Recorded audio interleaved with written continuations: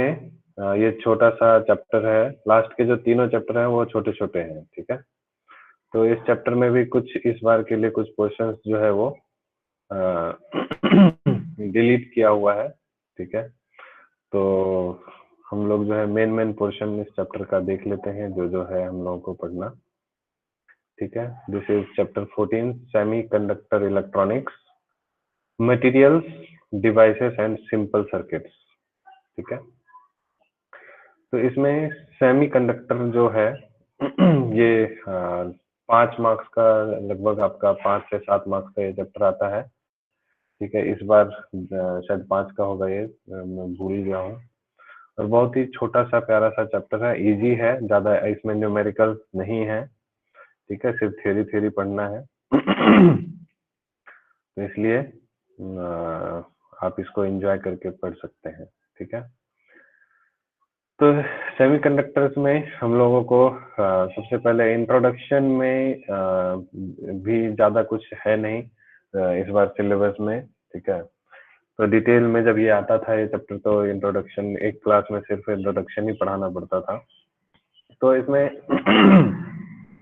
आपको बस ये ध्यान देना है कि जो सेमीकंडक्टर डिवाइसेस होते हैं, जनरली आप थोड़ा बहुत जानते होंगे, केमिस्ट्री में भी पढ़े होंगे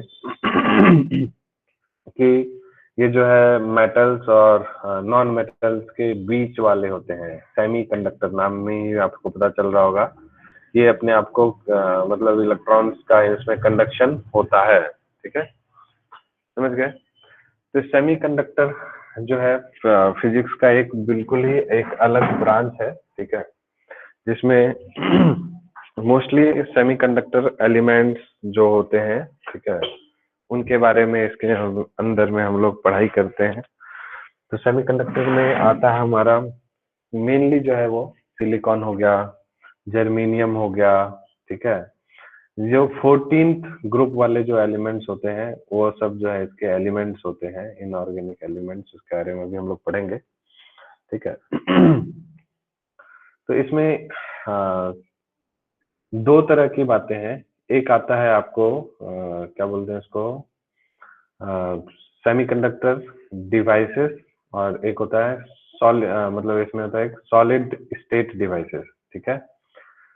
तो जो हमारे जो इलेक्ट्रॉनिक सर्किट्स पुराने जमाने में जो पहले चलते थे, ठीक है, उसमें मोस्टली होते थे हमारे वैक्यूम ट्यूब्स, ठीक है, वैक्यूम ट्यूब्स या वाल्व्स उसको बोलते हैं, ठीक है। तो इसमें जो होता है, इसमें दो इलेक्ट्रोड्स होते थे, एनोड और, है ना, कैथोड। एनोड को हम लोग प्लेट भी बोलते हैं, कैथोड जो है आप लोग ये सब पढ़े होंगे, ये नेगेटिव और पॉजिटिव प्लेट्स होते हैं, ठीक है। तो इसको हम लोग बोलते थे वैक्यूम ट्यूब्स या वैक्यूम डायोड। उसी तरह से ट्रायोड होता है, उसी तरह से टेट्रोड होता है, ठीक है, उसी तरह से पेंटोड होता है, ठीक है।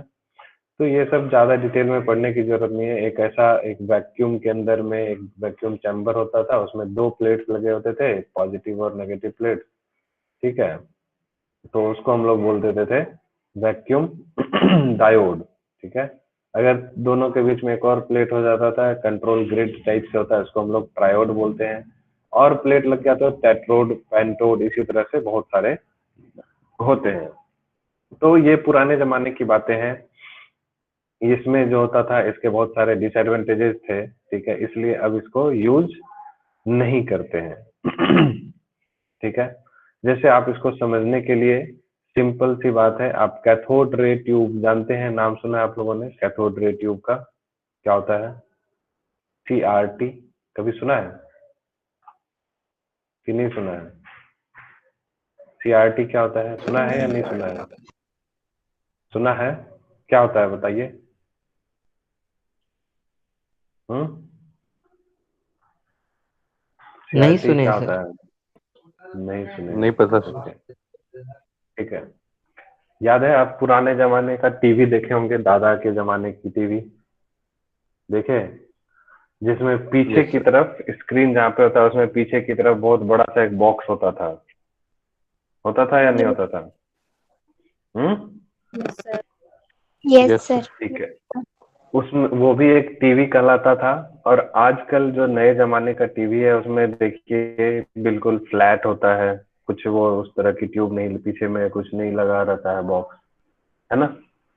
तो जो पहले जो होता था ट्यूब, जो टीवी के पीछे, उसी को हम लोग बोलते थे सीआरटी। मॉनिटर जो रहता है ना उसके पीछे ये इस तरह की वैक्यूम, है ना, डायोड लगे हुए होते थे। ठीक है, उसी को बोला जाता है कैथोड रे ट्यूब। ठीक। लेकिन उसी को अब हम लोग रिप्लेस कर दिए किसके द्वारा? Liquid crystal display, LCD monitors use होने लगा।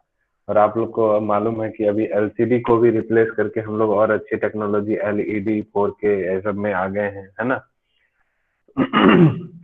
तो तो आप उससे अंदाजा लगा सकते हैं कि जो पहले का जो वैक्यूम डायोड था उसको यूज नहीं करके अब ये जो एलसीडी यानी कि सॉलिड स्टेट डिवाइसेस, ठीक है, सॉलिड स्टेट डिवाइसेस या सॉलिड स्टेट इलेक्ट्रॉनिक्स को हम लोग यूज करते हैं। तो क्या क्या वजह रहा होगा इन दोनों के बीच में, क्यों हम लोग यूज कर रहे होंगे? आप लोग आइडिया है क्या हुआ होगा? सबसे पहली बात कि दोनों में जो है ज्यादा हैवी कौन रहा होगा, बल्कियर कौन रहा होगा? बोलिए, ज्यादा हैवी कौन रहेगा, भारी? सीआरटी। सीआरटी वाले रहेंगे, है ना। ठीक है, पहली बात की है भारी होगा। दूसरी बात, आप लोग और दिमाग लगाइए क्या क्या होता होगा उसमें, क्यों रिप्लेस किए? स्पेस ज्यादा लेता। स्पेस ज्यादा लेता है, यस। भारी हो गया, स्पेस ज्यादा लिया, ठीक है, दो हो गया। तीसरी बात, sir quality, picture power quality. ज्यादा लेता होगा। पिक्चर क्वालिटी, ठीक है बोल सकते हैं, मतलब क्लैरिटी बोलिए, क्वालिटी में क्लैरिटी, ठीक है, हाँ सही है। ये हो गया। और कुछ? और कुछ? एक बच्चे ने भी बोला था कुछ चुपचाप, वो भी सही था। यहाँ पर ये हो गया हमारा, क्वालिटी की बात करते हैं अगर, ठीक है। तीसरी बात क्या रही होगी? पावर, इलेक्ट्रिसिटी कौन कंज्यूम ज्यादा करता होगा, पहले वाला या अभी वाला? हाँ, पहले वाला। पहले पहले वाला वाला। जो है ज्यादा इलेक्ट्रिसिटी कंज्यूम करता होगा, ठीक है, इसलिए उसको आजकल जो है लेटेस्ट वाला एकदम इन्वर्टर, स्मार्ट इन्वर्टर टेक्नोलॉजी होता है ना, उसमें इलेक्ट्रिसिटी कम कंज्यूम होता है, तो पावरलेस भी कंज्यूम करेगा। नॉइजी कौन ज्यादा होगा? पहले वाला जो है वो सीआरटी।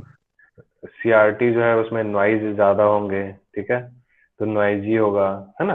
तो इसी सब तरह की बातें हैं। उसमें ऑपरेटिंग वोल्टेज, सीआरटी का क्या होगा?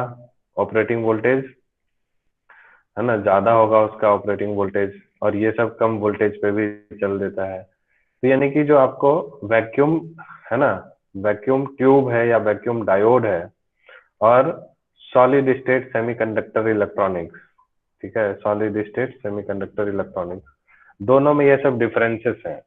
ठीक है, ये भारी है, ये हल्का है, ठीक है, इसकी क्वालिटी फैक्टर ज्यादा अच्छी होगी, इसकी और इसकी कम होगी। ये कंज्यूम ज्यादा पावर कर रहा होगा, ये कम कर रहा होगा। लॉन्ग लाइफ इसकी कम होगी, इसकी लॉन्ग लाइफ ज्यादा होगी। तो कई सारे, इतने सारे इसके एडवांटेजेस थे। इस वजह से जो पुराने जमाने वाला जो था, ठीक है, उसको हम क्या कर दिए, रिमूव कर दिए, और अब हम लोग यूज करने लगे कौन सा? सॉलिड स्टेट इलेक्ट्रॉनिक्स, ठीक है।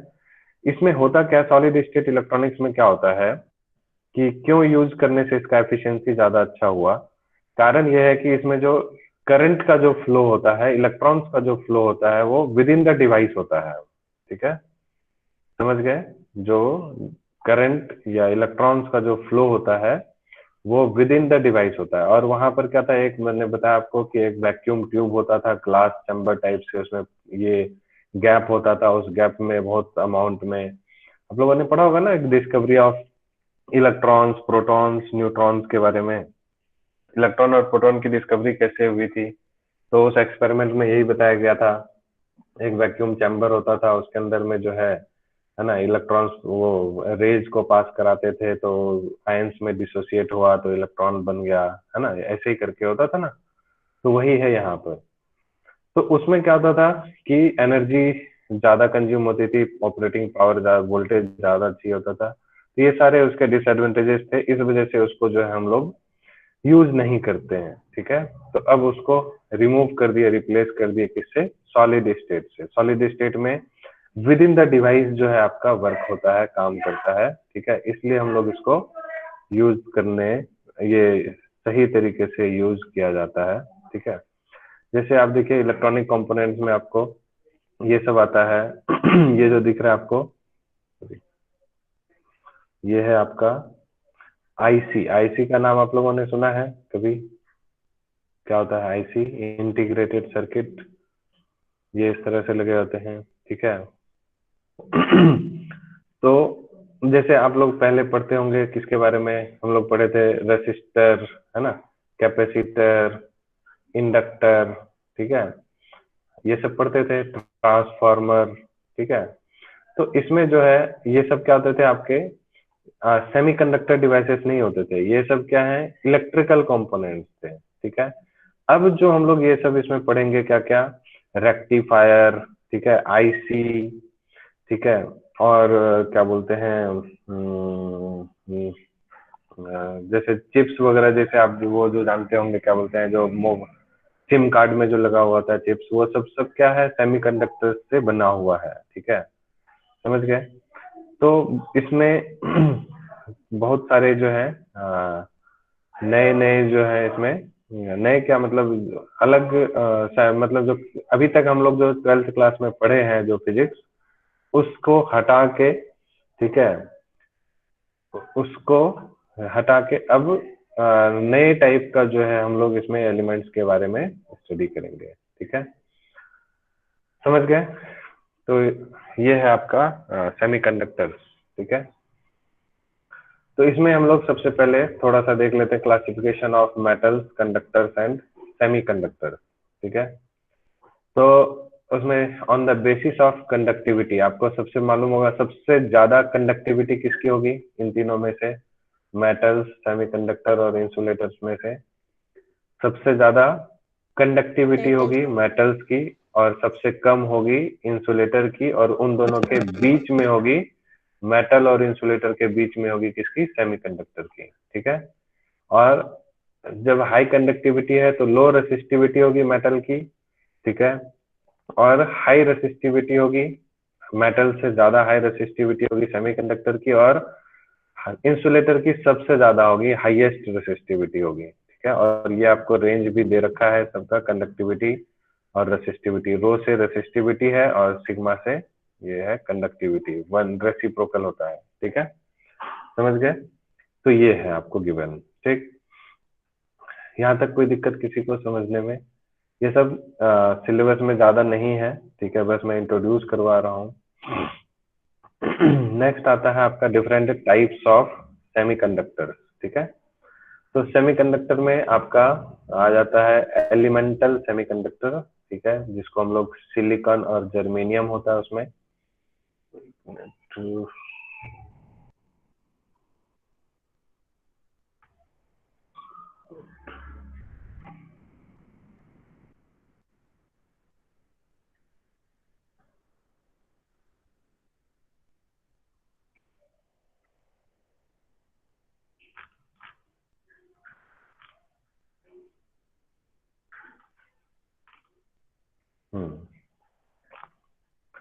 ये है यहाँ पर, ये विजिबल है आप लोगों को? Yes sir. ठीक है, टू टाइप्स ऑफ सेमीकंडक्टर है। ठीक है, सिलिकॉन और जर्मेनियम।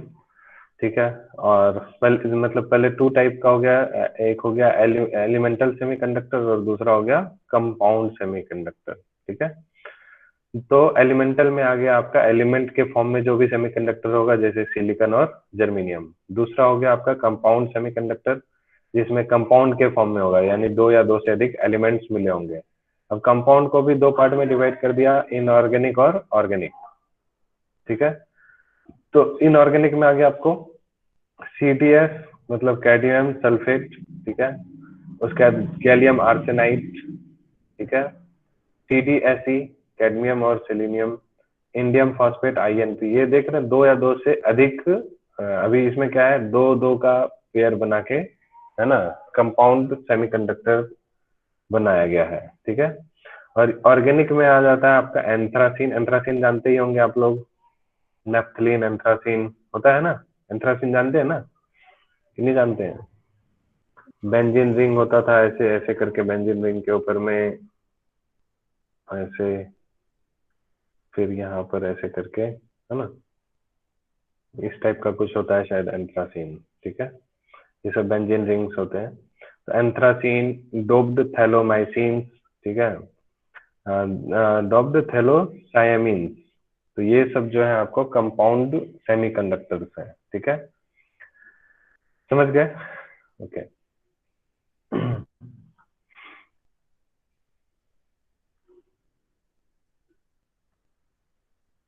तो एलिमेंटल सेमीकंडक्टर कंपाउंड में आप, ये हमने देख लिया ये सब ऑर्गेनिक, तो उसको आप चार्ट के फॉर्म में बना लीजिएगा, ठीक है, इस तरह से, जब इसमें एनसीईआरटी में इस तरह से दिया हुआ है, उसको चार्ट के फॉर्म में आप बना लीजिएगा। ऑर्गेनिक में पॉलीपायरोल, पॉलीएनिलीन, पॉलीथायोफीन, ये सब आ गया, ठीक है। ये सब आपको रटने की जरूरत नहीं है, बस खाली एक बार देख लेना था, ठीक है, हो गया। अब यहाँ से हमारा जो है स्टार्ट होता है एनर्जी बैंड, ठीक है। तो एनर्जी बैंड, जैसे आप लोग थोड़ा बहुत केमिस्ट्री में भी पढ़े होंगे एनर्जी बैंड के बारे में, ठीक है। ये देखिए इस तरह से होता है, ये भी आपका एनर्जी बैंड का ये है, ठीक है। एनर्जी बैंड ये देख रहे हैं,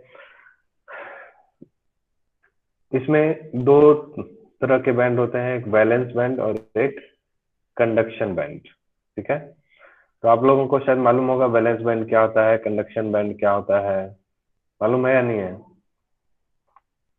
ये सब तो पढ़े होंगे ना आप लोग केमिस्ट्री में, इलेक्ट्रॉन एनर्जी वर्सेस इसका इलेक्ट्रॉन्स का जो ग्राफ जो होता है, नहीं पढ़े हैं?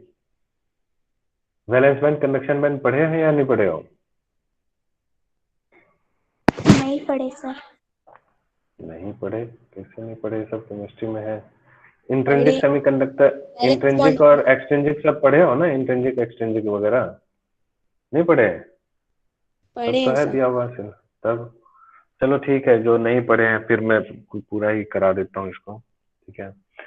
जानते हैं आप लोग, जो किसी भी इलेक्ट्रॉन की जो एनर्जी होती है, ठीक है, वो कैसे पता चलता है, कहाँ पे किससे डिसाइड होगा कि किसी इलेक्ट्रॉन की कितनी एनर्जी है?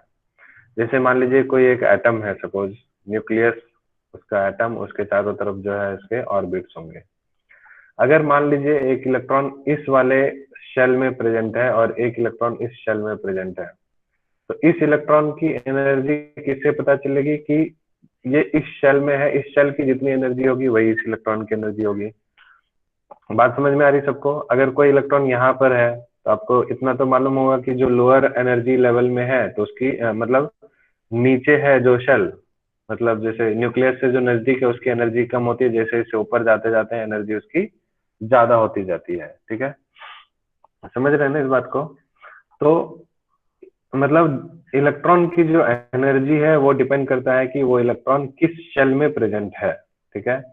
So according to Bohr's model, atomic model, in an isolated atom of the energy of any of its electron is decided by the orbit in which it revolves. कोई भी electron किस orbit में revolve करता है उससे उसकी energy level का पता चलता है, ठीक है, समझ गए? और हमको मालूम है कि जो इलेक्ट्रॉन्स होते हैं वो कहाँ पे प्रेजेंट होते हैं, जो आउट मतलब सारे में होते हैं, लेकिन जो है ना, जो आउटर मोस्ट इलेक्ट्रॉन्स कहाँ पे प्रेजेंट होते हैं, आउटर मोस्ट इलेक्ट्रॉन्स लास्ट वाले शेल में। वैलेंस शेल, वैलेंस शेल जानते हो ना क्या होता है, valence orbit, valence shell. Yes sir. हाँ, आउटर मोस्ट शेल को हम लोग वैलेंस शेल बोलते हैं, और उसमें है ना, उस शेल में जो इलेक्ट्रॉन्स प्रेजेंट होंगे, ठीक है, और उनकी जो एनर्जी होगी, ठीक है, उसी को हम लोग वैलेंस बैंड बोलते हैं। अभी उसको हम लोग डिफाइन करते हैं, इसमें दे रखा है।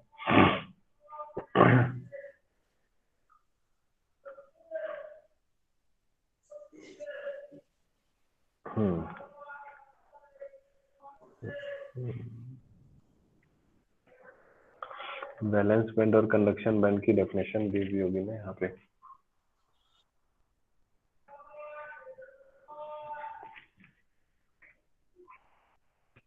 एनर्जी लेवल, हाँ ये रहा, ठीक है।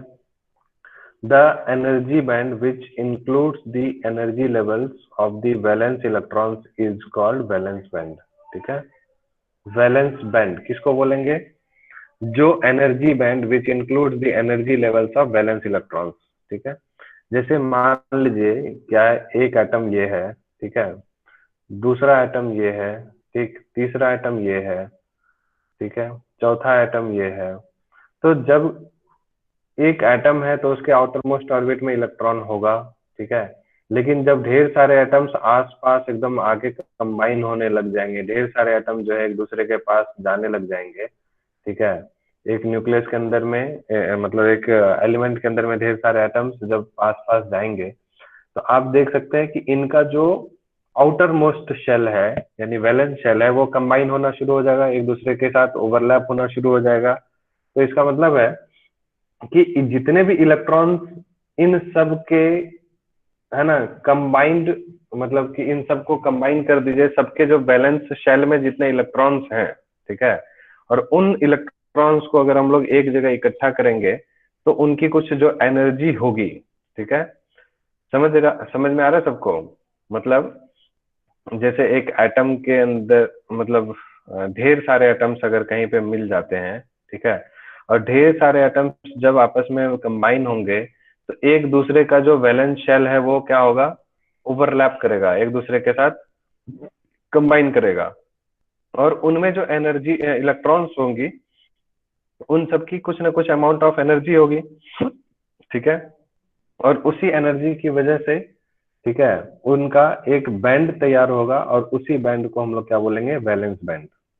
समझ आया सबको या नहीं आया बैलेंस बैंड क्या होता है? तो यहाँ पर इसकी डेफिनेशन दी हुई है, आप इसको अंडरलाइन भी कर सकते हैं, याद रखना है ये सब, ठीक है, कि the energy band which includes the energy levels of the valence electrons is called valence band, ठीक है। And the energy band above the valence band is called conduction band, ठीक है। अब कंडक्शन बैंड क्या है?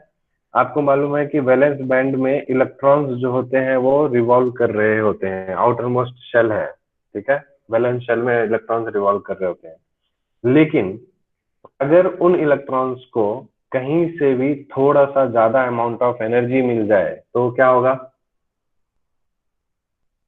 अगर आउटर मोस्ट शेल में जो इलेक्ट्रॉन रिवॉल्व कर रहा है उसको अगर एक्सटर्नल अमाउंट ऑफ एनर्जी मिल जाए तो क्या होगा इलेक्ट्रॉन का? इलेक्ट्रॉन एक्साइट हो जाएगा। हाँ, इलेक्ट्रॉन एक्साइट हो जाएगा और दूसरे शेल में चले जाएगा, ठीक है। समझ आ रहा है कि नहीं?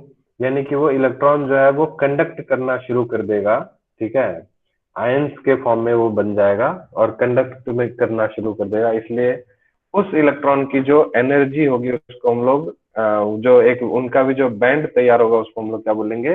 Conduction band. तो आप समझ सकते हैं वैलेंस बैंड की जो एनर्जी होगी, अगर यहाँ है वैलेंस बैंड तो कंडक्शन बैंड की एनर्जी इसकी इससे ज्यादा होगी, ठीक है। अगर ये वैलेंस बैंड है तो कंडक्शन बैंड जो इससे ऊपर होगा, ठीक है। इसलिए लिखा है the energy band above the valence band is called conduction band, ठीक है। लेकिन अगर with no external energy all the valence electrons will reside in the valence band, अगर इसको कोई भी एनर्जी नहीं मिला तो यहाँ पर जितने भी इलेक्ट्रॉन्स हैं वो इसी में रहेंगे। लेकिन ठीक है, अगर इसको थोड़ा बहुत भी अमाउंट ऑफ एनर्जी कहीं से भी मिल जाएगा तो ये एक्साइट होके कहाँ मूव करेंगे, कहाँ ट्रांसफर करेंगे? कंडक्शन बैंड में करेंगे, ठीक है। समझ गए? तो ये कहता है कि if the lowest level in the conduction band, ध्यान से समझिएगा इस चीज को, if the lowest level in the conduction, ये कंडक्शन बैंड है, उसका जो लोएस्ट लेवल है वो ये है, ठीक है, happens to be lower than the highest level of the valence band. ठीक, अब ध्यान से समझिएगा, कंडक्शन बैंड का लोएस्ट लेवल और वैलेंस बैंड का हाईएस्ट लेवल, अगर कंडक्शन बैंड का लोएस्ट लेवल वैलेंस बैंड के हाईएस्ट लेवल से नीचे आ जाए, यानी कि ये जो है ये यहाँ पर कुछ आ जाए ऐसे, ठीक है, इस टाइप से कंडक्शन बैंड अगर हो जाए, तो उस समय में क्या होगा, इलेक्ट्रॉन्स जो है वैलेंस बैंड से कंडक्शन बैंड में आसानी से ट्रांसफर हो जाएगा या नहीं हो जाएगा? हो जाएगा। आसानी से ट्रांसफर हो जाएगा। So the electrons from the valence band can easily move into the conduction band, और normally the conduction band is empty. Normally आपको मालूम है कि कंडक्शन बैंड, ये जैसे वैलेंस बैंड है तो इलेक्ट्रॉन, वैलेंस बैंड में तो सारे के सारे इलेक्ट्रॉन्स भरे पड़े रहते हैं, लेकिन कंडक्शन बैंड क्या होता है, एम्प्टी होता है, खाली होता है, इसमें कुछ नहीं रहता है। ठीक है, समझ गए? तो जब ये कंडक्शन बैंड एम्प्टी है तो वो जाएगा, इलेक्ट्रॉन कहाँ से जाएगा, वैलेंस बैंड से जाएगा। कब जाएगा, जब उसमें एक्सटर्नल एनर्जी सप्लाई होगी। ठीक है, ठीक, तो वही बात यहाँ पर लिखा हुआ है। ठीक है, तो ये मेटालिक कंडक्टर के अंदर में जो कंडक्टर्स होते हैं उनका वैलेंस बैंड कैसा होगा, इस टाइप से होगा। देखिए कहा गया, हाँ कितना दूर आ गया है।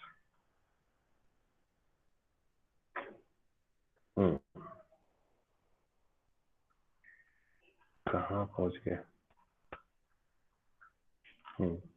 ये देखिए इसमें अभी क्या था, ये बैलेंस बैंड है, तो ईवी के बारे में भी अभी हम लोग पढ़ेंगे, ईवी किसको बोलते हैं, ईसी किसको बोलते हैं। ठीक है, मतलब बैलेंस बैंड का जो हाईएस्ट एनर्जी लेवल है उसको ईवी बोलते हैं, कंडक्शन का जो लोएस्ट एनर्जी लेवल होता है उसको ईसी बोलते हैं।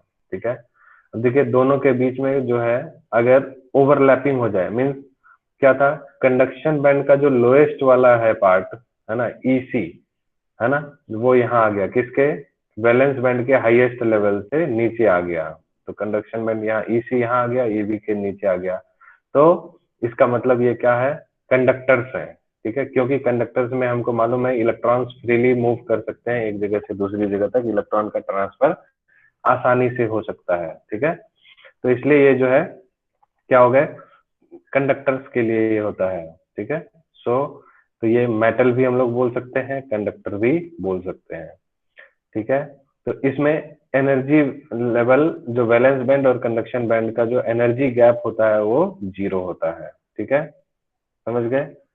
चलिए, क्लियर हुआ यहाँ तक सबको, कोई दिक्कत तो नहीं है?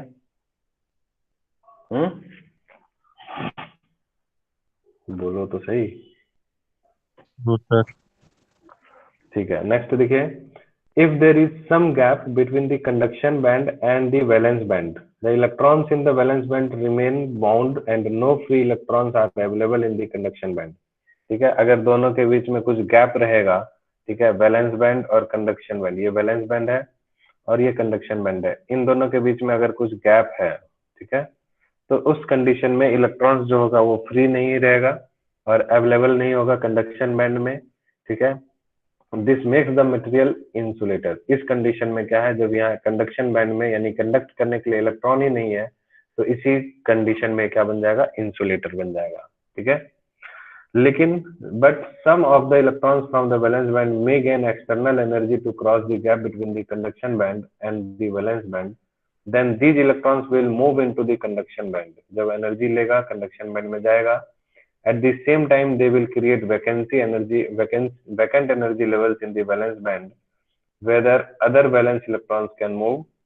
Thus the process creates the possibility of conduction due to the electron in conduction band as well as due to the vacancies in the valence band. ठीक है, इसको समझिए, कह रहा है कि जब ऐसा सिचुएशन हो कि वैलेंस बैंड और कंडक्शन बैंड में गैप हो, ठीक है, तो उस समय ऐसा कुछ हो सकता है कि due to some external energy क्या हो कि वैलेंस बैंड के पास जो भी इलेक्ट्रॉन्स हैं, ठीक है, वो अगर मूव कर जाए कंडक्शन बैंड में, ठीक, तो क्या होगा, क्या बोला कि दे कैन क्रिएट, है ना, तो जब ये गैप है, ठीक है, the electrons will move into the conduction. तो यहाँ से जैसे मान लीजिए ये पूरा का पूरा, एक मिनट,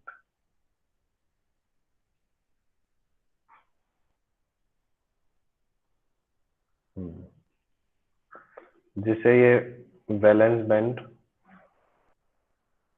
और ये कंडक्शन बैंड, अगर इलेक्ट्रॉन्स यहाँ से निकलता है वैलेंस बैंड से कंडक्शन बैंड में इलेक्ट्रॉन ट्रांसफर होता है, तो यहाँ पर क्या करेगा, ये थोड़ा सा गैप जो है क्रिएट करेगा, यानी कि वैकेंट एनर्जी लेवल क्रिएट करेगा। यानी कि ये पोर्शन हम मान लेते हैं, ये पोर्शन जो है, ये वाला जो दिख रहा है पोर्शन, ये हो गया वैकेंट एनर्जी लेवल। ठीक है, तो ये वैकेंट एनर्जी लेवल जो है वैलेंस बैंड में, ठीक है, यहाँ पे क्रिएट हो जाएगा। और कंडक्शन बैंड में जो है इलेक्ट्रॉन का जो है लेवल, एक कंडक्शन लेवल में इलेक्ट्रॉन जो है, कंडक्शन बैंड में इलेक्ट्रॉन जो है ज्यादा हो जाएगा। ठीक है, और इसकी वजह से कंडक्शन बैंड में इलेक्ट्रॉन जो है वो ज्यादा हो गया और वैलेंस बैंड में वैकेंसी क्रिएट हो गई। ठीक है, तो इस तरह के भी चांसेस होंगे, बस उसके बारे में और ज्यादा नहीं डिटेल में जानना है। ठीक है, अब यहाँ पर एक बात आती है 4n स्टेट की, तो उसको भी ज्यादा डिटेल में अभी पढ़ने की जरूरत नहीं है। ये भी टॉपिक आपका सिर्फ क्वालिटेटिव आइडियाज के ही बारे में है, ज्यादा डिटेल में नहीं पढ़ना है इस टॉपिक को। ठीक है, तो अब यहाँ पर ये देखिए कि हाँ, वैलेंस बैंड का जो हाईएस्ट वाला होता है लेवल, उसको हम लोग क्या बोलते हैं, ईवी। ठीक है, ये the highest energy level in the valence band is shown as EV and the lowest energy level in the conduction band is shown as EC. तो ईवी और ईसी समझ में आ गया। और इस दोनों के बीच में, ईवी और ईसी के बीच में जो गैप होता है, इस गैप को क्या बोलते हैं हम लोग, ईजी।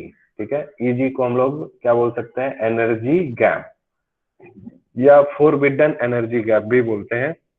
ये सब आप लोग, या एनर्जी बैंड गैप भी बोलते हैं, ये सब केमिस्ट्री में आप लोग डिटेल से पढ़े होंगे। तो फिजिक्स में इसके बारे में ज्यादा डिटेल से पढ़ने की जरूरत नहीं है कि ये गैप कहाँ से आया, कैसे आया। ठीक है, समझ गए। बस आपको इसकी डेफिनेशन याद रखनी है, पेपर में आता है ये डेफिनेशन। क्या है डेफिनेशन, कि the gap between the top of the valence band, top of the valence band and the bottom of the conduction band is called the energy band gap. ठीक है, तो एनर्जी बैंड गैप की definition clear होगी सबको। Top of the valence band and lowest यानी कि bottom of the conduction band के बीच का जो एनर्जी गैप है, उसी को हम लोग एनर्जी बैंड गैप बोलते हैं। ईजी से इसको डिनोट करते हैं, सिंपल। समझ आ गया सबको। अब इसमें 3 केस के बारे में बताया गया है। ठीक है, 3 केस। मेटल वाला सबसे पहले, ठीक है, उसमें conduction band is partially filled and balance band is, ये बैलेंस्ड लिखा हुआ है, इसको बैलेंस बैंड बोलेंगे। ठीक है, एक मिस्टेक है एनसीईआरटी में, ये बैलेंस्ड बैंड नहीं है, ये क्या है, बैलेंस बैंड है। ठीक है, so valence band is partially empty और when the conduction band and valence bands are overlapping. ठीक है, देखिए इसमें ये 2 कंडीशन है, आपको समझ में आ रहा होगा कि ये अभी जो गैप के बारे में वहां बात कर रहे थे, याद है कि यहाँ से क्या हुआ, ये पूरा का पूरा जो है ये कंडक्शन बैंड था, ऐसे पूरा। ठीक है, ये पूरा था कंडक्शन बैंड। उसमें क्या हुआ, कुछ इलेक्ट्रॉन्स यहाँ से निकल के चले गए, तो ये जो है इसमें एम्प्टी रह गया बैलेंस बैंड। ठीक है, समझ गए। और ये जो है, ये कंडक्शन बैंड यहाँ पर चले गए। ठीक है, मतलब कंडक्शन, ये इलेक्ट्रॉन्स उसमें चले गए, इसलिए ये बोल रहा है कि one can have metal either when the conduction band is partially filled and the valence band is partially empty। ये partially filled कैसे हुआ कि कुछ जो ये तो पहले पूरा का पूरा खाली था कंडक्शन बैंड, लेकिन कुछ इलेक्ट्रॉन्स जो है यहाँ से निकले, तो इस वजह से जो कुछ निकले, तो यहाँ पर क्या हुआ, पार्शियल जो है गैप बना, पार्शियली एम्प्टी हुआ वैलेंस बैंड, और इस वजह से कंडक्शन बैंड पार्शियली फिल हुआ। बात समझ में आ रही सबको। तो ये पार्शियली एम्प्टी हुआ और ये पार्शियली फिल हुआ, तो इसी को हम लोग क्या बोलेंगे, मेटल वाला सिचुएशन ये आता है इसमें। ठीक है, या तो ये हो सकता है, या तो दूसरा कंडीशन ये है कि वैलेंस बैंड और कंडक्शन बैंड जो है एक दूसरे को ओवरलैप कर जाए। तो देखिए ये आपको समझना बहुत आसान है, बट इसी पे घुमा के क्वेश्चन आ सकता है। ठीक है, कंडक्शन बैंड मतलब मेटल के लिए कंडीशन कोई एक ऑप्शन दे देगा इसमें, और दूसरा ऑप्शन दे देगा, फिर बोथ ए एंड बी दे देगा कॉम्पिटिटिव एग्जाम्स में, तो वहां पर दिक्कत हो जाती है। तो बच्चे क्या करते हैं, जनरली दिमाग में ये रखते हैं ये वाला सिचुएशन। ठीक है, कि overlapping conduction band and balance band, लेकिन इस सिचुएशन को जनरली बच्चे ध्यान नहीं रखते हैं कि अगर ऐसा हो कि वैलेंस बैंड भी थोड़ा सा खाली हो और कंडक्शन बैंड भी थोड़ा खाली हो तो भी मेटल का केस है, क्योंकि इस कंडीशन में इलेक्ट्रॉन्स यहाँ से यहाँ तक जाने की एबिलिटी रखते हैं।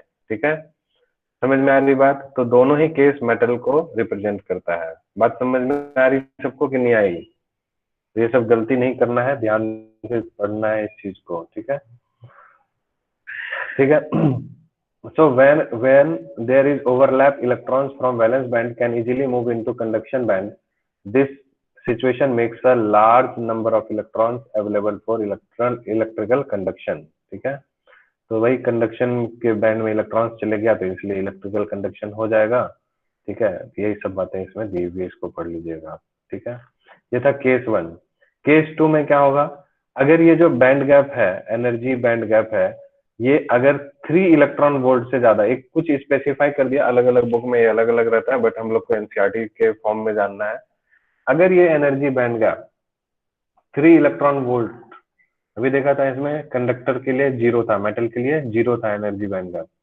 अगर ये बैंड गैप 3 इलेक्ट्रॉन वोल्ट से ज्यादा हो जाता है तो उसको हम लोग क्या बोलेंगे, इंसुलेटर। मीन्स उस समय में ये चांस नहीं है कि इलेक्ट्रॉन वैलेंस बैंड से कंडक्शन बैंड में इलेक्ट्रॉन जा सके। ठीक है, समझ गए? और लेकिन यही चीज अगर 3 इलेक्ट्रॉन वोल्ट से कम है तो ये बन जाता है सेमीकंडक्टर। ठीक है, ये देखिए, समझ गए? क्लियर है? ये आपको ध्यान में रखना। एनर्जी बैंड डायग्राम ये पेपर में आता है, कई बार पूछा है। ठीक है, तीनों का बनाने के लिए, कंडक्टर मेटल्स का, कंडक्टर का और सेमीकंडक्टर का। ठीक है, मेटल्स का, इंसुलेटर का, सेमीकंडक्टर का।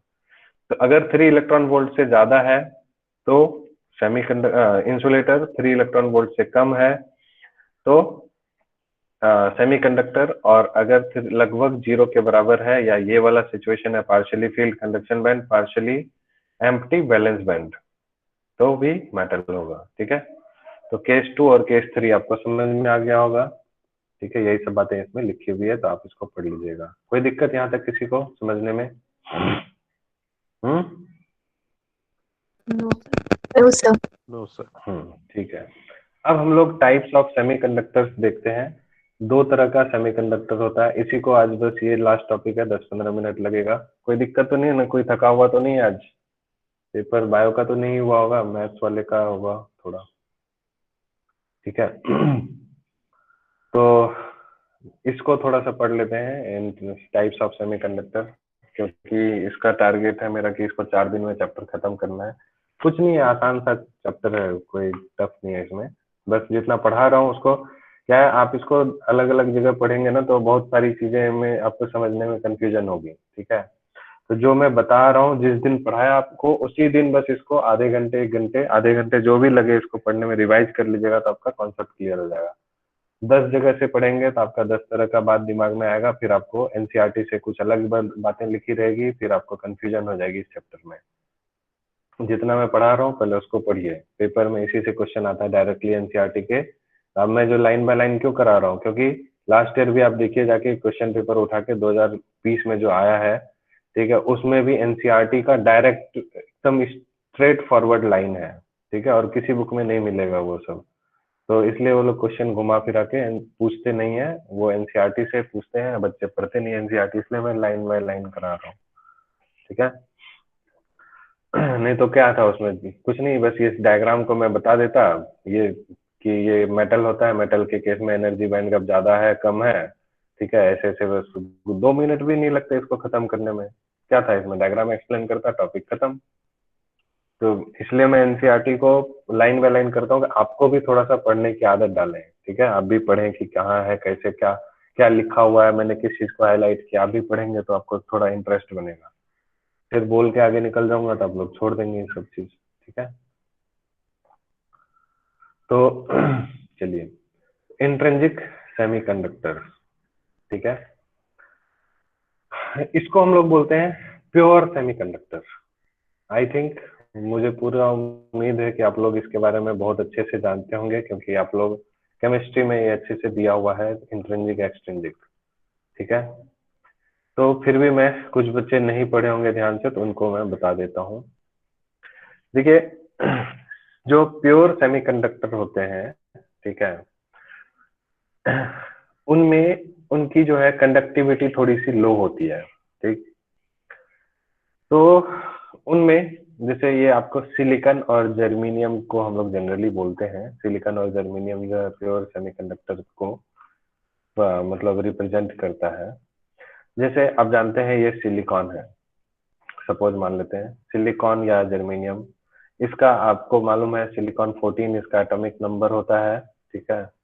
तो इस वजह से इसका जो है जब आप इलेक्ट्रॉनिक कॉन्फ़िगरेशन करेंगे सिलिकॉन का, तो आप जानते हैं क्या होता है 1s2 2s2 2p6 है ना, 3s2 3p2, ठीक। तो इसमें इसके पास टोटल कितने आउटर मोस्ट ऑर्बिट में 4 इलेक्ट्रॉन्स हैं, ठीक है।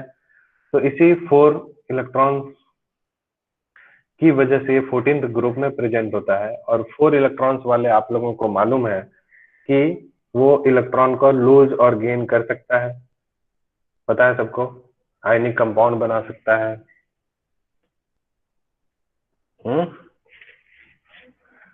4 इलेक्ट्रॉन लूज या गेन करेगा या नहीं करेगा? शेयर करें।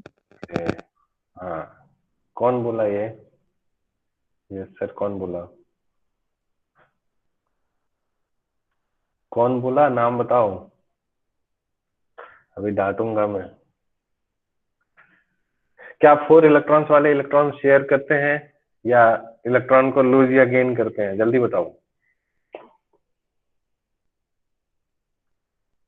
जय माता दी। अगर ये बात नहीं मालूम है ना किसी को, मैं बता रहा हूँ केमिस्ट्री में 0 हो। Once more I am repeating, आपको मालूम है जैसे किसी के आउटर मोस्ट ऑर्बिट में अगर है ना, अगर सपोज जैसे एल्यूमिनियम है, ठीक, तो आपको मालूम है इसका इलेक्ट्रॉनिक कॉन्फ़िगरेशन अगर करते हैं KLMN वाला तो 283, तो इसके आउटर मोस्ट ऑर्बिट में 3 इलेक्ट्रॉन है, तो ये 3 इलेक्ट्रॉन लूज करेगा या गेन करेगा, जल्दी बताओ। लूज करेगा, शेयर करेगा। लूज करेगा, क्यों लूज क्यों लूज करेगा? अरे जल्दी बोलो। गेन करना हार्ड। अरे ऑक्टेट कंप्लीट करने के लिए ना, 8 इलेक्ट्रॉन इसके आउटर मोस्ट में आ गए इसलिए।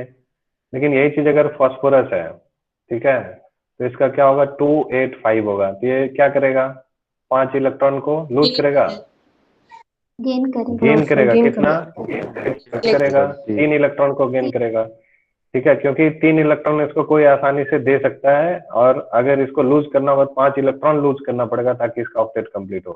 तो ऐसा तो करेगा नहीं है, ठीक है, बट ऐसा कर सकता है क्योंकि फास्फोरस में आपको मालूम है वेरिएबल वैलेंसी होता है, ठीक है, तो 3p और 5p दोनों होता है इसका, छोड़िए वो सब बात को।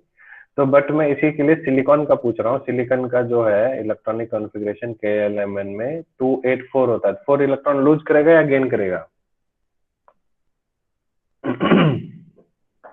बोलिए। लूज करेगा। ऑर्गेनिक केमिस्ट्री आप लोगों की स्टार्ट नहीं हुई है क्या अभी? हो हो गई। गई। हो गई, तो सबसे पहला तो भाई साहब यही तो पढ़ना होता है, उसमें सबसे पहले तो यहीं से स्टार्ट होता है।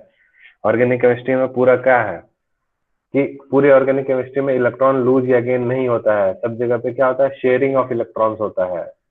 देखो ये 4 इलेक्ट्रॉन लूज भी कर सकता है, 4 इलेक्ट्रॉन गेन भी कर सकता है, ठीक है। क्लास 10th में चैप्टर जो था कार्बन इन इट्स कंपाउंड्स, उसमें सबसे पहले यही बताया है।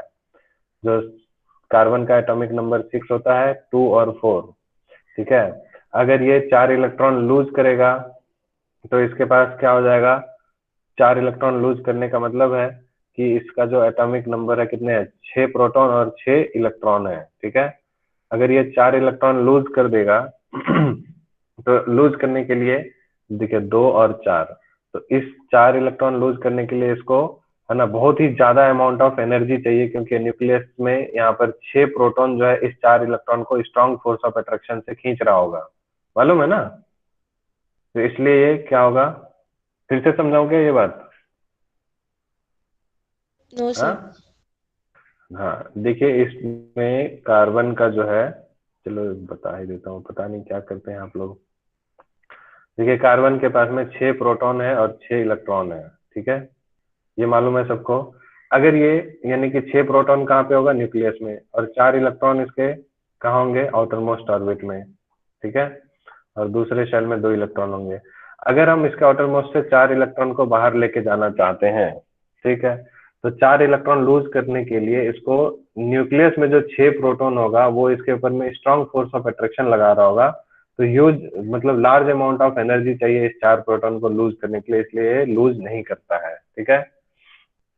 लेकिन अगर हम 4 प्रोटॉन मतलब कि अगर ये 4 इलेक्ट्रॉन ले लेता है किसी से, तो 4 इलेक्ट्रॉन लेने का मतलब है अब इसके पास में कितने हो जाएंगे, 10 इलेक्ट्रॉन हो जाएंगे, ठीक है, 6 पहले से थे 10 हो गए।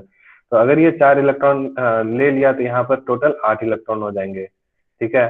तो ये इस समय में एक छोटे से कंधे पे बहुत बड़ा सा बोझ हो जाएगा। एक छोटा सा न्यूक्लियस है और छोटे से ऑर्बिट में आप देखिए ये सेकेंडरी शेल है, सेकंड शेल में 10-10 इलेक्ट्रॉन को होल्ड करना, मतलब 8 इलेक्ट्रॉन को होल्ड करना, तो ये थोड़ा सा ये कार्बन को क्या करता है, अनस्टेबल कर देता है। इसलिए क्या होता है, ये ना ही लूज कर सकता है ना ही गेन कर सकता है, मालूम है ना ये बात। तो जो भी 14th ग्रुप के जो भी एलिमेंट्स होते हैं उसके आउटर मोस्ट ऑर्बिट में 4 इलेक्ट्रॉन्स होते हैं, सबको पता है। और जो 4 इलेक्ट्रॉन्स हैं वो ना ही इलेक्ट्रॉन्स को लूज करते हैं ना ही इलेक्ट्रॉन्स को गेन करते हैं, तो ये क्या करते हैं, इलेक्ट्रॉन्स का शेयरिंग करते हैं, ठीक है। समझ में आई बात सबको कि नहीं आई? यस सर, आ गया। हाँ, तो जो इलेक्ट्रॉन्स का शेयर करेंगे ये, ठीक है, तो उसके लिए शेयर करने के लिए इसको कोई ना कोई और भी चाहिए दूसरा, ठीक है। और यही पूरा ऑर्गेनिक केमिस्ट्री का पूरा कॉन्सेप्ट यही है, कहीं इलेक्ट्रॉन लूज गेन नहीं होता है, सब जगह शेयरिंग ऑफ इलेक्ट्रॉन्स होता है, ठीक है, समझ गए, वही होता है पूरा ऑर्गेनिक केमिस्ट्री, मेन बेस यही है। चलिए, तो अब जैसे मान लीजिए ये सिलिकॉन या जर्मेनियम है, 14th ग्रुप में होता है, मालूम है सबको, ठीक है। देखिए सिलिकॉन जर्मेनियम ये सब का ये 14th ग्रुप है, ये वाला कार्बन सिलिकॉन जर्मेनियम है ना, टिन लेड, ठीक है। तो इस वाले ग्रुप में क्या होता है कि सिलिकॉन मतलब इसका आउटर मोस्ट में 4 इलेक्ट्रॉन, तो सपोज मान लेते हैं इसमें सिलिकॉन को मान लेते हैं, कार्बन नहीं मानते हैं, कार्बन के लिए भी एक क्वेश्चन आएगा क्यों नहीं करेंगे, सिलिकॉन मान है। तो इसके पास में देखिए 4 इलेक्ट्रॉन है, 1 2 3 4, ठीक है।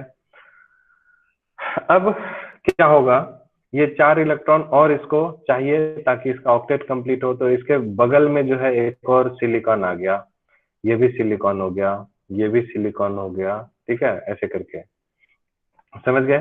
तो हम ऐसा करते हैं बीच वाले सिलिकॉन को मान लेते हैं अभी, ठीक है। क्या करते हैं, जो बीच वाला सिलिकॉन है ताकि वो चारों तरफ से घिरा हुआ है तो उसका ऑक्टेट कंप्लीट करने में थोड़ा आसानी पड़ेगा। तो इस सिलिकॉन के पास में 4 इलेक्ट्रॉन है, ठीक है। तो अब देखिए 4 इलेक्ट्रॉन और चाहिए इसको, एक इलेक्ट्रॉन क्या करेगा, ये वाला सिलिकॉन देगा, एक इलेक्ट्रॉन ये वाला सिलिकॉन देगा, ठीक है, एक इलेक्ट्रॉन ये वाला सिलिकॉन देगा, एक इलेक्ट्रॉन ये वाला सिलिकॉन देगा, ठीक है।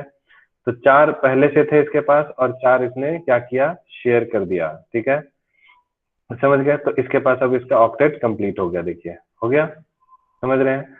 उसी तरह से इसके पास जो 4 था वो एक इलेक्ट्रॉन इसके साथ शेयर करेगा, एक इलेक्ट्रॉन इसके साथ शेयर करेगा, एक इलेक्ट्रॉन इसके साथ शेयर करेगा, एक इलेक्ट्रॉन इसके साथ शेयर करेगा, ठीक है। तो ये अपने चारों बगल वाले चारों का भी ऑक्टेट कंप्लीट कर दे रहा है, इसका भी ऑक्टेट कंप्लीट हो रहा है, तो शेयरिंग ऑफ इलेक्ट्रॉन्स हो रहा है, समझ में आ रही सबको। तो इस कंडीशन में जो इलेक्ट्रॉन्स हैं, ठीक है, आप समझ सकते हैं कि कंडक्टिविटी, कोई भी चीज को कंडक्ट करने के लिए इलेक्ट्रॉन को फ्री होना जरूरी है, इलेक्ट्रॉन्स को निकलना जरूरी है, यस और नो, यस और नो, अरे बोल दो यार, हाँ या नहीं। हाँ, तो यहाँ पर लेकिन इलेक्ट्रॉन्स बेचारे फ्री नहीं है, वो क्या है, बाउंडेड है, एक दूसरे से घिरे हुए हैं, जमे हुए हैं, ठीक है। तो इसलिए इसकी कंडक्टिविटी जो है पुअर है, लो है, ठीक है, समझ में आ रहा है सबको। तो इसलिए ये प्योर सेमीकंडक्टर्स कहलाते हैं, इंट्रिंसिक सेमीकंडक्टर्स कहलाते हैं, ठीक है। अच्छा, इनके बीच में जो बॉन्ड्स बने हुए हैं ये सब कौन से बॉन्ड्स हैं, कोवेलेंट बॉन्ड्स हैं। आपको मालूम है इलेक्ट्रॉन्स के शेयर करने से जो बॉन्ड बनता है उसको हम लोग कोवेलेंट बॉन्ड बोलते हैं, और इलेक्ट्रॉन्स के लूज या गेन करने से जो बॉन्ड बनता है आयनिक बॉन्ड होता है, ठीक है, समझ गए। तो ये सब ध्यान में रखना है। चलिए, तो ये सब जितने भी बॉन्ड्स हैं वो सब कोवेलेंट बॉन्ड्स हैं, ठीक है। लेकिन क्या होता है कि जब इसको थोड़ा बहुत टेम्परेचर मिलता है, ठीक है, temperature I think 0 kelvin room temperature पे ये तो इंसुलेटर की तरह बिहेव करता है, ठीक है। इसको मतलब हम क्या करते हैं, क्या बोलते हैं उसको, थर्मल, जो भी हो थर्मल, मतलब इसको बाहर से हम क्या कर रहे हैं, हीट सप्लाई कर रहे हैं। ठीक है, क्या कर रहे हैं, इसको हीट दे रहे हैं। ठीक है, तो क्या होगा आप बताइए, हीट देने से क्या होगा। ये जो पूरा एक स्ट्रक्चर बना हुआ है, ठीक है, लैटिस सिलिकॉन का, ठीक, तो इसको अगर हम बाहर से हीट देंगे तो क्या होगा मालूम है। हम्म,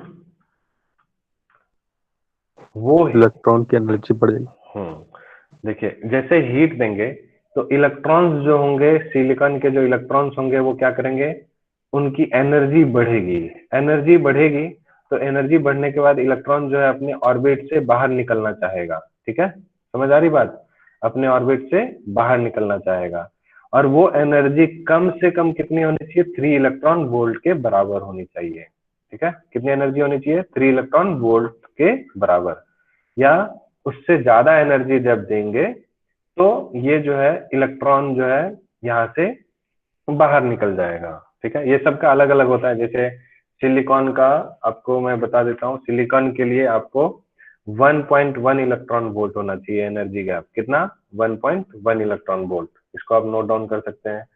जर्मेनियम के लिए होता है 0.67 इलेक्ट्रॉन वोल्ट। ठीक है, और फिर आपको गैलियम आर्सेनाइड के लिए होता है 1.41 इलेक्ट्रॉन वोल्ट। ठीक है, तो इतना होता है। तो अगर मान लीजिए हम लोग यहाँ पर बात कर रहे हैं सिलिकॉन की, तो सिलिकॉन को अगर हम 1.1 इलेक्ट्रॉन वोल्ट या 1.2 इलेक्ट्रॉन वोल्ट जैसे ही देंगे तो सिलिकॉन के जो आउटर मोस्ट ऑर्बिट में जो इलेक्ट्रॉन्स है वो बेचारे निकलने शुरू होंगे। ठीक है, कैसे निकलेंगे, अभी तो बॉन्ड बना के रखे हुए थे किसी और के साथ। तो क्या होगा कि ये कैसे होगा कि इनका जो वैलेंस बैंड और कंडक्शन बैंड का जो बीच का जो एनर्जी गैप है वो ओवरकम हो गया, किससे, हीट की वजह से। हीट ने क्या किया, इस एनर्जी बैंड गैप को रिड्यूस कर दिया। ठीक है, बात समझ में आई। तो जैसे ही उसको हम हीट करेंगे तो एनर्जी बैंड गैप रिड्यूस होगा। ये जो इलेक्ट्रॉन है, ठीक है, यहाँ पर इस सिलिकॉन का ये इलेक्ट्रॉन, ये वाला जो है बॉन्ड टूट जाएगा, ये इलेक्ट्रॉन यहाँ से भाग जाएगा, कहीं और चले जाएगा। ठीक है, बात समझ में आई सबको। तो जैसे ही ये इलेक्ट्रॉन यहाँ से कहीं और चले जाएगा, ठीक है, तो यहाँ पर एक वैकेंसी क्रिएट हो जाती है। क्या होती है, वैकेंसी क्रिएट हो जाती है। ठीक है, ये वाली, जैसे ये इलेक्ट्रॉन, ये बॉन्ड टूटा, ये इलेक्ट्रॉन यहाँ से कहीं और चले गया, किसी और के पास चले गया, तो इस जगह पर एक वैकेंसी क्रिएट हो जाती है, इस टाइप से होल बन जाता है। उसको हम लोग क्या बोलते हैं, होल। तो होल क्या है, समझ में आ रहा है कि जैसे मान लीजिए आप वो वाला खेल खेलते हैं ना, एक म्यूजिक चेयर वाला, मालूम है, म्यूजिक चेयर वाला गेम खेलते हैं ना, कि उसमें चेयर पे लोग बैठे हुए रहते हैं। जैसे कोई एक चेयर खाली हुआ तो उसमें जो है बैठना है, मतलब उस पे जाके बैठना रहता है। नहीं समझे बात, अरे हाँ या नहीं, कुछ तो बोलो। जैसे मान यस सर। लीजिए, जैसे मान लीजिए आप क्या है कि आप अपनी क्लास में बैठे हुए हैं। ठीक है, तो क्या होता है कि मान लीजिए एक आदमी जो है एक्स्ट्रा है, सरप्लस है क्लास में। ठीक है, तो ऐसे करके चेयर्स लगे हुए हैं। ठीक, तो जैसे ही कोई वो जो खड़ा होगा आदमी, वो वेट कर रहा होगा कि कहीं से जो है, कहीं से जो है एक चेयर खाली हो। तो जैसे इस चेयर पे बैठा हुआ बंदा अगर यहाँ से उठ जाता है तो उस गैप को भरने के लिए वो तुरंत दौड़ेगा यहाँ पर। ठीक है, तो इस ये जो गैप बना यहाँ पर, उसी गैप को नाम दिया जाता है होल, HOLE। ठीक है, ये ध्यान में रखना है, समझ गए। और इलेक्ट्रॉन यहाँ से निकल गया, तो यानी होल क्या है, एक एक सिर्फ एक वैकेंसी है। और उसको हमने मान के चला कि इलेक्ट्रॉन जहां से निकलता है वहां पर पॉजिटिव चार्ज क्रिएट कर देता है, तो यानी कि होल का जो नेचर होगा वो कैसा होगा, पॉजिटिव चार्ज का होगा। बात समझ में आई सबको या नहीं आई, यस सर। आगे सर। कि फिर से समझा आ गई। ठीक है, सो होल जो है आपको फॉर्मेशन कब होगा, जब इसको थर्मली इसको क्या किया जाए, यानी कि बाहर से इसको हीट सप्लाई किया जाए। उस हीट की वजह से क्या होगा, बॉन्ड ब्रेक होगा। बॉन्ड ब्रेक होगा तो इलेक्ट्रॉन यहाँ से ट्रांसफर होगा।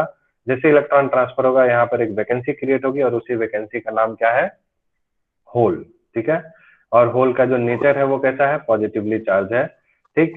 तो यहाँ पर जो इंट्रिंसिक सेमीकंडक्टर होता है इसमें प्रॉपर्टी होती है, ठीक है, कहा गया नंबर ऑफ इलेक्ट्रॉन्स और नंबर ऑफ होल्स जो होते हैं वो बराबर होते हैं, ठीक है, कहीं तो होगा लिखा हुआ ये, ठीक है, number of electrons number of holes is equal to number of Ni, ठीक है, जितने नंबर ऑफ इलेक्ट्रॉन्स वहां से एमिट होंगे उतने ही नंबर ऑफ होल्स जनरेट होंगे, और इसी को नाम दे दिया Ni से। I क्या है? Intrinsic carrier concentration. Ni आपको याद रखना है, I क्या है इसमें? Ni intrinsic carrier concentration. तो इंट्रिंसिक सेमीकंडक्टर की प्रॉपर्टी को आपको ध्यान में रखना है कि number of electrons number of holes जो है बराबर होते हैं, और इस वजह से जब इलेक्ट्रॉन्स आपको यहाँ से ट्रांसफर हुआ तो यहाँ पर इलेक्ट्रॉन्स का मूवमेंट हुआ, और फ्लो ऑफ इलेक्ट्रॉन्स की वजह से चार्ज होगा, और rate of flow of charge जो होता है वो करंट देता है। तो जो इस सेमीकंडक्टर में, इंट्रिंसिक सेमीकंडक्टर में जो टोटल करंट होगा सर्किट में, वो इलेक्ट्रॉन करंट और होल करंट के सम के बराबर होगा। समझ में आई बात? तो IE प्लस IH, I क्या है? The electron current and the IH is hole current, IH, और दोनों का सम जो है वो टोटल करंट होता है। समझ आया सबको? ये जो अभी मैं बता रहा था, ये देखिए थर्मली जनरेटेड, यहाँ से जैसे इसको हीट देंगे, ठीक है, तो यहाँ पर ये वैकेंसी क्रिएट होगी, ये फिगर में तो दिया हुआ ही था, मैं वहां समझा रहा था। इसी को हम लोग बोलेंगे थर्मली जनरेटेड फ्री इलेक्ट्रॉन। यहाँ से जो ये निकला ना, ठीक है, ये इलेक्ट्रॉन जो यहाँ पर आ गया, तो ये जो है कहलाता है थर्मली जनरेटेड फ्री इलेक्ट्रॉन, और जो ये वैकेंसी क्रिएट हुई इसी को हम लोग बोलेंगे होल, ठीक है। अब फिर क्या होगा, ये इस यहाँ पर जो वैकेंसी क्रिएट हुई, अब इस वैकेंसी को क्रिएट करने के लिए इसके पास वाला कोई और जो है दूसरा इलेक्ट्रॉन यहाँ से बॉन्ड ब्रेक होगा, ये होल को जाके भरेगा, फिल करेगा, फिर यहाँ पर ये होल क्रिएट होगा, फिर इसको तो इस होल को क्रिएट, वैकेंसी को क्रिएट मतलब वो फिल करने के लिए दूसरा इलेक्ट्रॉन जाएगा, फिर यहाँ पर होल जनरेट होगा। तो आप देख रहे हैं जितने भी होल्स यहाँ पर जनरेट होंगे, जितने भी इलेक्ट्रॉन्स बाहर निकलेंगे उतने ही होल्स जनरेट होते रहेंगे, ठीक है। और इससे हुआ क्या, ओवरऑल हम जो हीट दिए उससे हुआ क्या कि जो है करंट फ्लो होना शुरू हो गया। मीन्स हमने सेमीकंडक्टर को अब कंडक्टर बना दिया। समझ में आई बात सबको कि नहीं आई? ओके आ गई, ठीक है। तो इस तरह से जो है ये सेमीकंडक्टर का इंट्रिंसिक सेमीकंडक्टर का कॉन्सेप्ट था, ठीक है। हाँ, टेम्परेचर के बारे में जो आपको मैं बता रहा था, टेम्परेचर 0 केल्विन पे तो वह इंसुलेटर की तरह बिहेव करता है, लेकिन जब उसको जो हीट हम लोग जो दे रहे हैं that must be greater than 0 kelvin. 0 kelvin से ज्यादा हीट जैसे ही देंगे, ठीक है, तो वो partially occupy the conduction band. यहाँ से देखिए, जैसे 0 केल्विन से ज्यादा हीट देंगे तो ये जो एनर्जी बैंड गैप है, यहाँ से क्या हुआ, जो बैलेंस शेल से इलेक्ट्रॉन्स जो है, देखिए ये वैकेंसी क्रिएट हुआ है ना, 1 2 3 4, ये 4 वैकेंसी क्रिएट हुआ, 4 इलेक्ट्रॉन्स कंडक्शन बैंड में चले गए। अब ये कंडक्टर, सेमीकंडक्टर जो है वो कंडक्ट करना शुरू कर दिया, ठीक है। ये सब पिक्चराइज करके बताया हुआ है। क्लियर यहाँ तक में? किसी को कोई दिक्कत है? इंट्रिंसिक सेमीकंडक्टर समझ आ गया सबको? बोलो। हाँ, Yes. सर। ठीक है।